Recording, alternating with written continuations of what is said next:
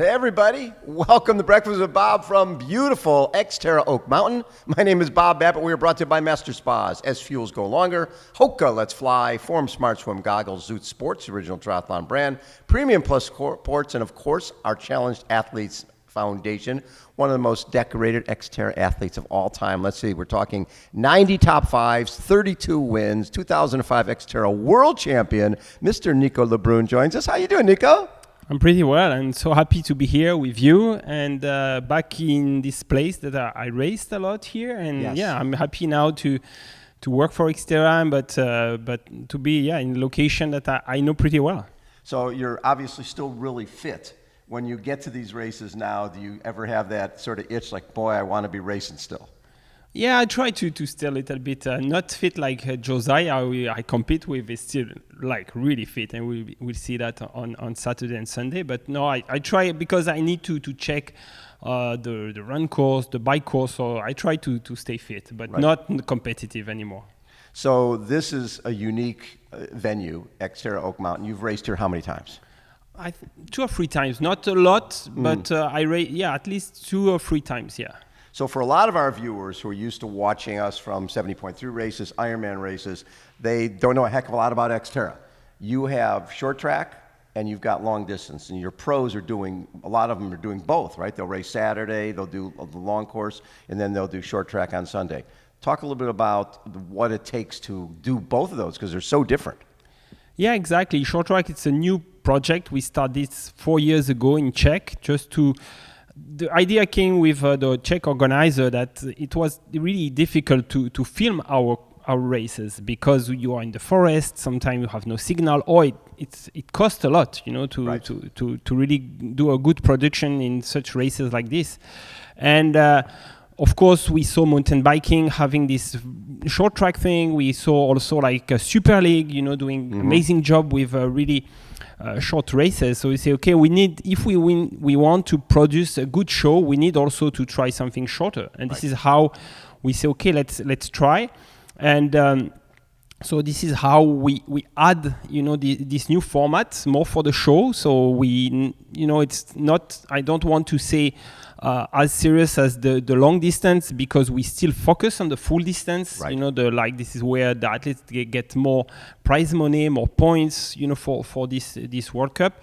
But it's a very good exposure for them. So because of course it will be live, and we have amazing footage from those races. Yes. So it's a good ad for the brand.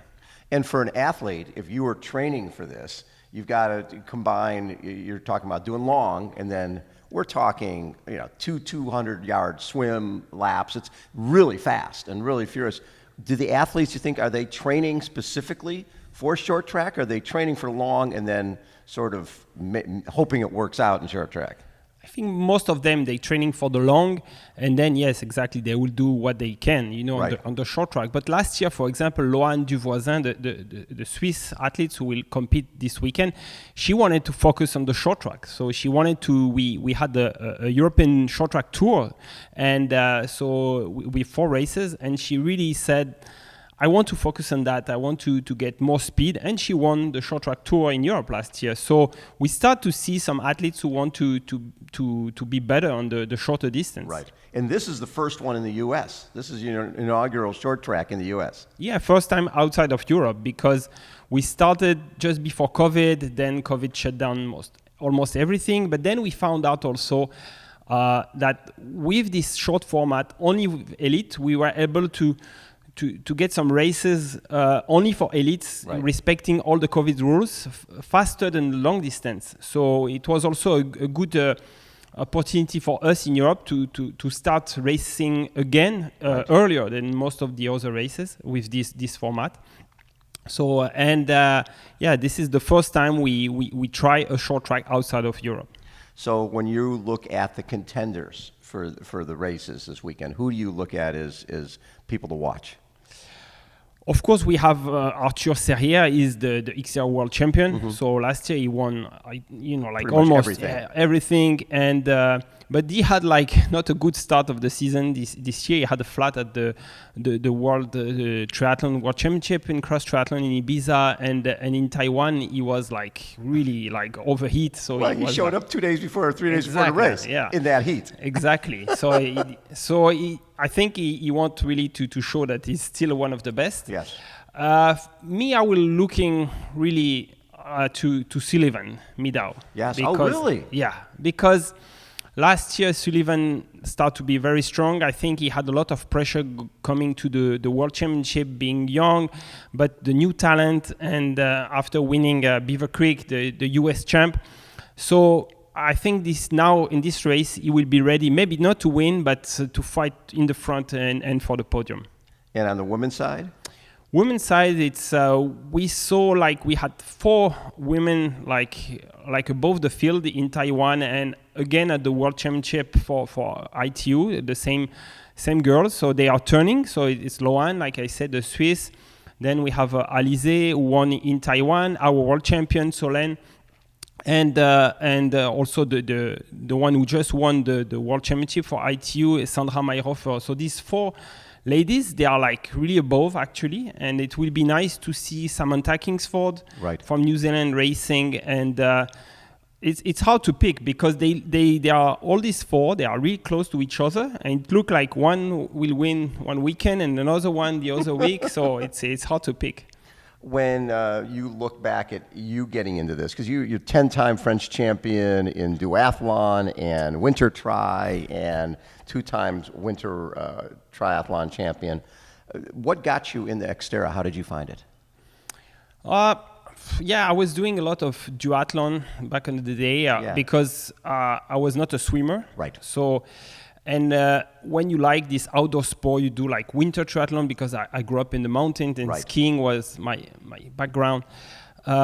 And when I start to see this, on some French triathlon magazine, say this XTERRA thing, in Maui looks so nice, and I always look the mountains. This is where I live, and I need to try that. But it was '98, and we had no races in Europe, and I was like little young and like scared to travel. Right.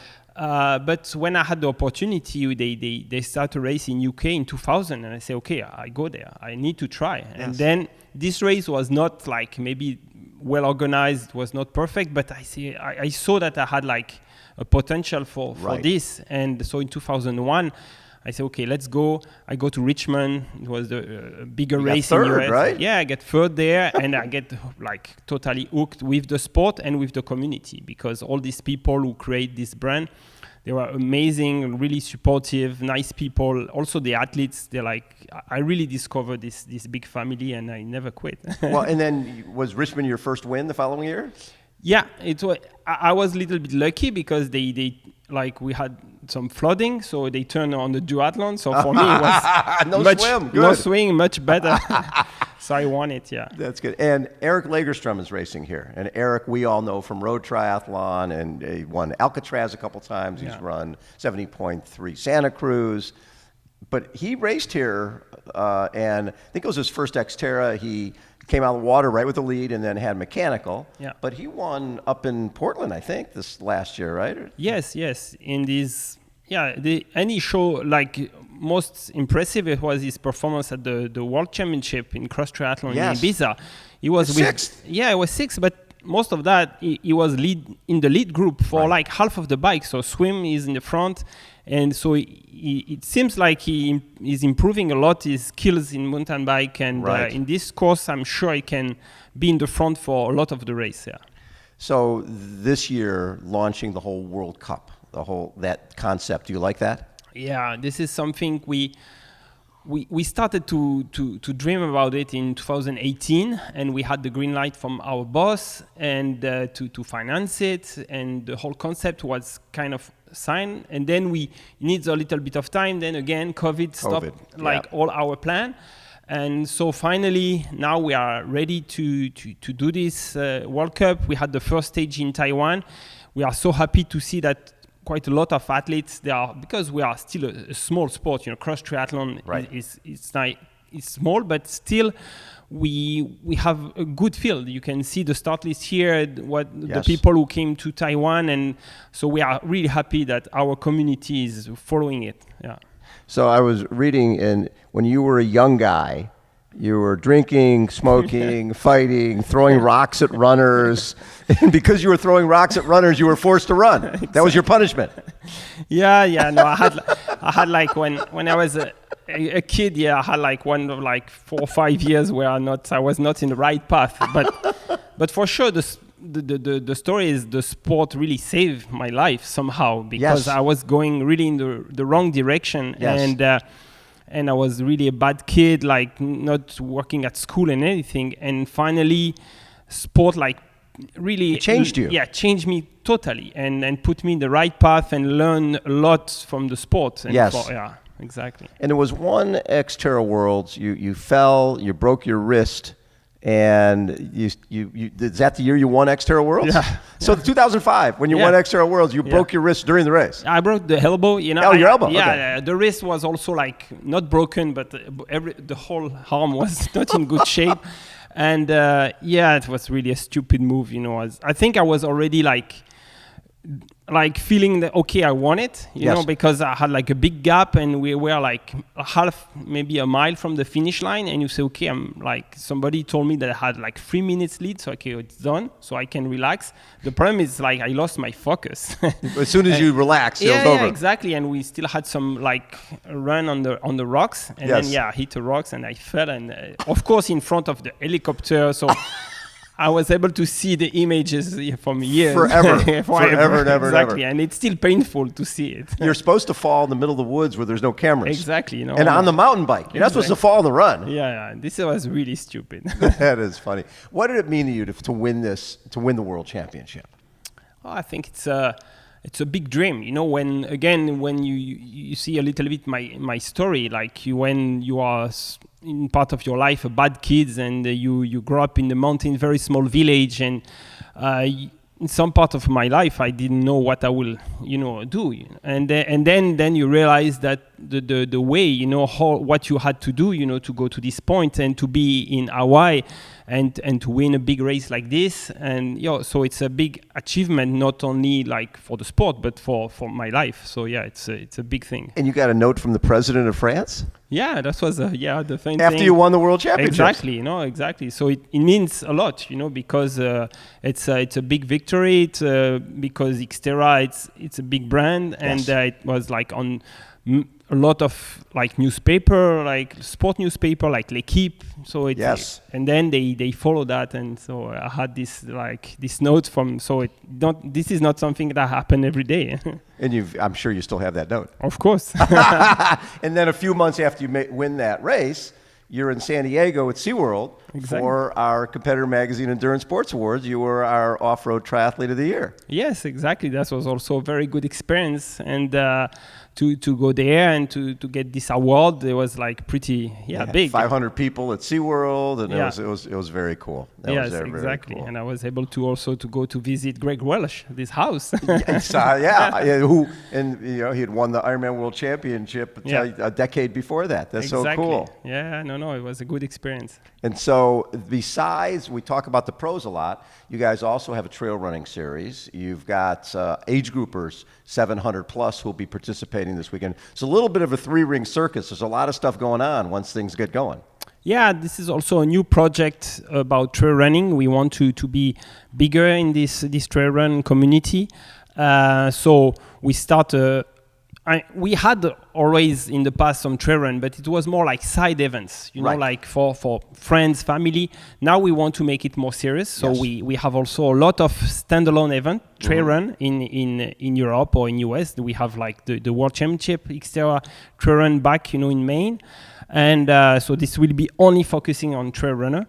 And so this weekend, yes, we have 4 different distance for the trail run. So for everybody from 5K to 42K, we have sprint distance like XTERRA, the short track. So it's really for the whole family. And so big show with the elites, but also if you want to try something, you can.